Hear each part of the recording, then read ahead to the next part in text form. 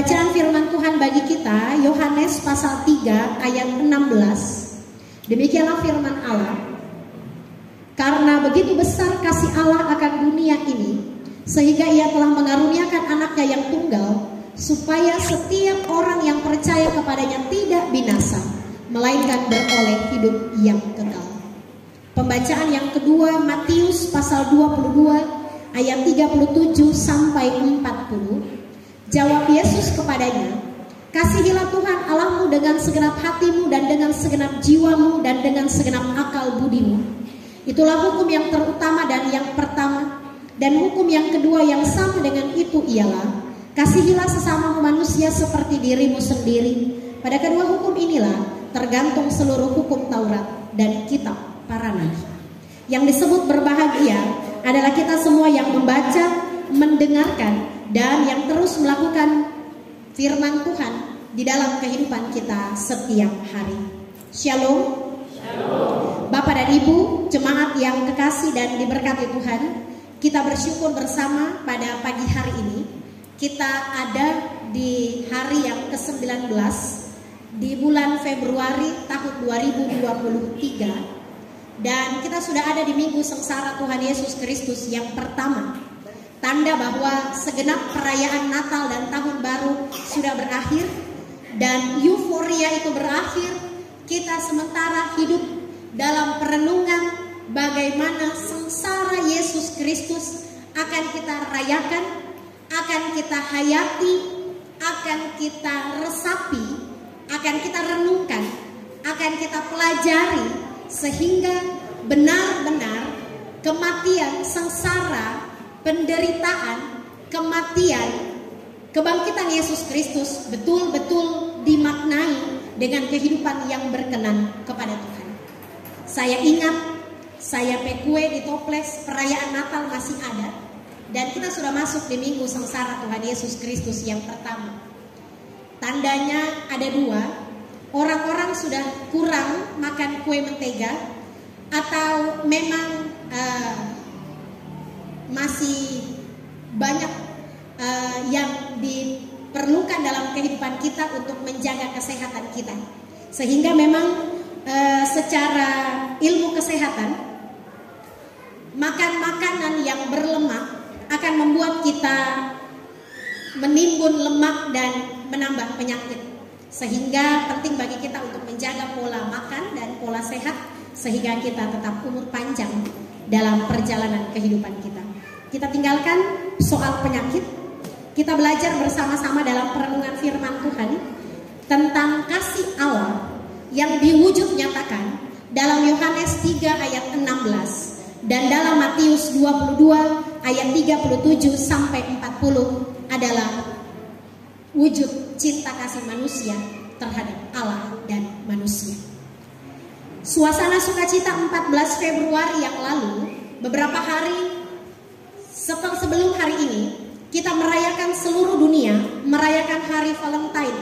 Dan hari Valentine ditandai dengan atau dikenal dengan hari kasih sayang. Seluruh umat manusia, setiap orang, tua dan muda, kaya dan miskin, orang tua, anak muda, anak-anak, dalam sekolah, dalam semua organisasi, hampir semua merayakan hari Valentine. Hari Valentine adalah hari perwujudan kasih sayang, ditandai dengan pemberian coklat. Karena coklat itu manis, maka kiranya kasih sayang yang diberikan oleh orang-orang yang ada di sekeliling kita itu manis adanya. Bapak Ibu, ada yang dapat coklat? Saya tidak ada. Saya tidak dapat. Ada yang dapat? Masih dibuka pintu kesempatan untuk memberikan coklat selama bulan Februari ini belum berakhir. Nah, Valentine adalah hari kasih sayang, adalah perwujudan cara kita mengekspresikan rasa sayang kita bagi suami, bagi orang tua, bagi anak-anak, bagi orang-orang yang ada di sekeliling kita dengan ditandai memberi coklat. Hari ini kita juga akan belajar dalam perenungan firman Tuhan, Allah pun bervalentine, memberikan perwujudan cinta kasih-Nya kepada seluruh umat manusia di bawah muka bumi ini ditandai dengan Yohanes 3 ayat 16. Karena begitu besar kasih Allah di dunia ini sehingga Ia telah mengaruniakan anaknya yang tunggal, Yesus Kristus, supaya setiap orang yang percaya kepadanya tidak binasa, melainkan beroleh hidup yang kekal. Allah karena cintanya yang besar mengorbankan dan mengaruniakan anaknya Yesus Kristus menjadi jembatan, menjadi jalan pendamaian bagi kita orang-orang yang berdosa ini. Dulu ketika Adam dan Hawa hidup di Taman Eden, mereka hidup berdampingan dengan Allah. Tidak ada celah antara manusia dan Allah di Taman Eden.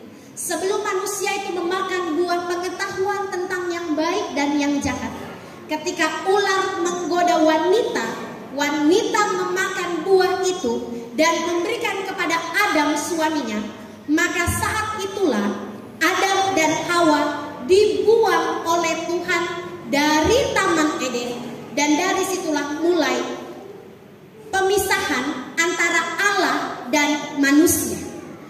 Allah mengusir manusia dari Taman Eden sehingga hubungan antara Allah dan manusia menjadi terputus. Awalnya di situ. Dulu bergandengan, berdampingan Allah dan manusia. Tetapi karena manusia tidak mengindahkan perintah Tuhan, maka Allah mengusir manusia dari Taman Eden. Akhirnya ada pemisah, ada jurang antara Allah dan manusia. Inisiatif dari Allah lah yang menyelamatkan manusia, karena manusia tidak bisa menyelamatkan dirinya sendiri, sehingga Allah Bapa mengutus putranya yang tunggal, Yesus Kristus, hadir ke dalam dunia untuk lahir melalui perawan Maria, untuk mati di atas kayu salib. Jadi Natal tanpa kematian tidak akan berarti. Natal tanpa Jumat Agung dan Paskah tidak akan berarti. Sekiranya Yesus hanya lahir, Dia tidak mati, maka jurang pemisah antara Allah dan manusia itu tetap menjadi jurang yang menganga. Kehadiran Yesus Kristus, anak Allah yang tunggal, menjadi jembatan antara Allah dan manusia. Sehingga selalu ditandai, orang-orang Kristen selalu berdoa di dalam nama Yesus Kristus. Kami berdoa kepada Bapa di surga. Yesus adalah perwujudan kasih Allah yang besar. Yesus Kristus adalah lambang cinta Allah. Yesus Kristus menjadi jembatan, menjadi harga yang diberikan oleh Allah untuk menyelamatkan manusia. Benarlah lagu dari grup band Pati 2007 atau 2008. Cinta bukan hanya diam, cinta bukan hanya sekedar kata-kata, tetapi love is action.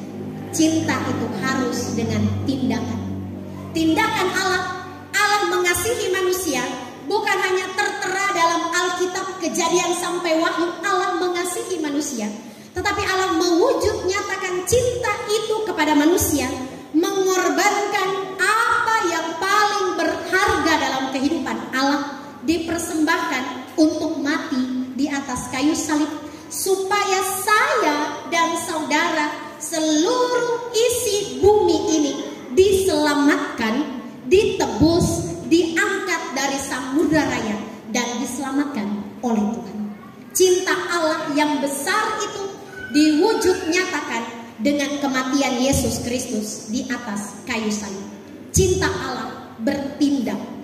Allah tidak hanya sekedar berkata-kata mewujudkan cinta kasih-Nya, tetapi Allah menyatakannya dalam sebuah tindakan yang besar, mengaruniakan anaknya yang tunggal, Yesus Kristus. Nah, cinta Allah sudah ada dan kita mendapat kepastian keselamatan lewat cinta Allah yang besar. Lalu pertanyaannya, apa balasan kita untuk cinta, kasih, pertolongan, kemurahan yang Tuhan nyatakan dalam kehidupan kita? Jawaban kasih dari kasih Allah terhadap dunia ini, Matius 22 ayat 37 sampai 40. Ada dua tanggung jawab kita sebagai orang-orang percaya. Ayat 37, kasihilah Tuhan Allahmu dengan segenap hatimu dan dengan segenap jiwamu dan dengan segenap akal budimu. Dan bagian yang kedua, kasihilah sesamamu manusia seperti dirimu sendiri. Kasih Allah terhadap manusia itu horizontal. Horizontal kalau dari atas ke bawah, vertikal, atas ke bawah. Kasih manusia vertikal dan horizontal. Mengasihi Allah dengan segenap hati kita, jiwa kita, pikiran kita, akal budi kita, dan mengasihi sesama kita manusia seperti diri kita sendiri.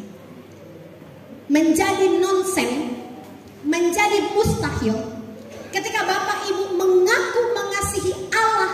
Saya mengasihi Allah dengan sepenuh hati, saya menghormati Tuhan, saya beribadah kepada Tuhan, tetapi orang-orang di sekeliling kita masih kita musuhi, masih kita dendam, masih kita marah, kita tidak ajak bicara, maka mustahil kita bisa mengasihi Allah yang tidak kelihatan, tetapi kita tidak mengasihi mereka yang kelihatan.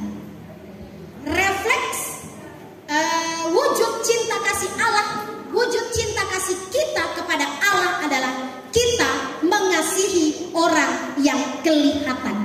Saudara kita, suami kita, tetangga kita, jemaat, masyarakat, bahkan orang-orang yang ada di sekeliling kita. Kalau kita mengasihi Allah, pasti kita mengasihi manusia. Karena tidak mungkin kita mengasihi Allah tetapi kita membenci tetangga kita. Kita mengaku mengasihi dan mencintai Allah, tetapi kita tidak mengasihi saudara kita. Kita mengaku mengasihi Allah dengan sepenuh hati, segenap jiwa, akal budi, dan dengan segenap jiwamu, dengan segenap akal budimu, tetapi kita tidak bertegur sapa dengan orang-orang yang kita jumpai. Kita tidak bertegur sapa dengan anggota jemaat, kita tidak bertegur sapa dengan tetangga, kita tidak bertegur sapa dengan ipar-ipar, kita tidak bertegur sapa dengan mertua dan lain sebagainya. Maka wujud cinta kasih Allah dalam kehidupan kita tidak benar-benar kita laksanakan dengan baik. Sakit hatilah Tuhan ketika Tuhan begitu mencintai dan mengasihi Allah, tetapi tidak diwujud nyatakan dengan balasan yang setimpal atas kehidupan manusia. Allah mengaruniakan anaknya yang tunggal demi penebusan atas dosa-dosa kita. Tanggung jawab kita merespon dan bervalentine juga kepada Allah adalah, mari kasihi Tuhan Allahmu dengan segenap hatimu, dengan segenap jiwamu, dan dengan segenap akal budi. Segenap hati, segenap jiwa, segenap akal budi berarti seluruh iman, kepercayaan kita kasihi Tuhan dengan setulus hati, diwujud nyatakan dengan beribadah, dengan membaca Alkitab, dengan menuruti perintah Tuhan, dengan aktif dalam seluruh persekutuan ibadah. Dan yang kedua, kasihilah sesamamu manusia seperti dirimu sendiri. Kalau saudara ingin dihormati oleh orang lain, belajar menghormati orang itu lebih dulu. Kalau saudara ingin dikasihi oleh orang lain, belajar mengasihi orang lain lebih dahulu. Apa yang saudara inginkan orang lain perbuat kepada kita, mulailah kita perbuat lebih dahulu kepada orang-orang yang kita jumpai. Kalau kita tidak menghormati mereka, bagaimana mereka menghormati kita? Kalau kita tidak menghargai mereka, bagaimana mereka menghargai kita? Kalau kita pandang enteng terhadap orang-orang di sekeliling kita, bagaimana mungkin mereka juga tidak akan pandang enteng terhadap kita? Apa yang ingin orang lain perbuat dalam kehidupan kita, duluan lakukan tindakan itu, sehingga orang lain pun melihat bagaimana cara mereka memperlakukan kita dengan segala baik. Yesus Kristus menyatakan cintanya dengan sebuah tindakan. Kita pun menyatakan cinta kita dengan tindakan mengasihi Allah dengan segenap hati, akal budi, dan jiwa kita, dan mengasihi sesama kita manusia seperti diri kita sendiri. bersama dengan persekutuan jemaat, kita bersyukur atas sukacita anak Tristan Giovanni Lasabo yang sudah menerima sakramen baptisan kudus. Wujud cinta kasih dari orang tua dan orang tua saksi adalah membawa anak kekasih mereka untuk dibaptis. Bukan hanya sekedar ajang gagah-gagahan sehingga memilih orang tua dan orang tua saksi, maka janji untuk orang tua dan orang tua saksi membina, membesarkan, mendidik, dan memberikan teladan yang benar terhadap anak-anak kita hanya harus diwujud nyatakan, bukan hanya sekedar kata-kata di altar gereja, tetapi mari diwujud nyatakan dengan sebuah tindakan, karena kasih tanpa perbuatan hakikatnya mati, dan perbuatan yang tidak dilandaskan dengan kasih terasa hampa dan hambar. Sambil kita mengasihi, sambil kita wujud nyatakan dengan tindakan, sambil kita melakukan tindakan kasih, mari bumbuhi tindakan kita dengan kasih yang besar terhadap Tuhan dan terhadap sesama kita manusia. Selamat menghayati minggu sengsara Tuhan Yesus Kristus yang pertama. Selamat hidup dalam kasih yang besar atas kasih Tuhan atas dunia ini, dan selamat membalas kasih Tuhan dengan mengasihi sesama kita seperti diri kita sendiri. Terpujilah Kristus dengan firman-Nya. Amin.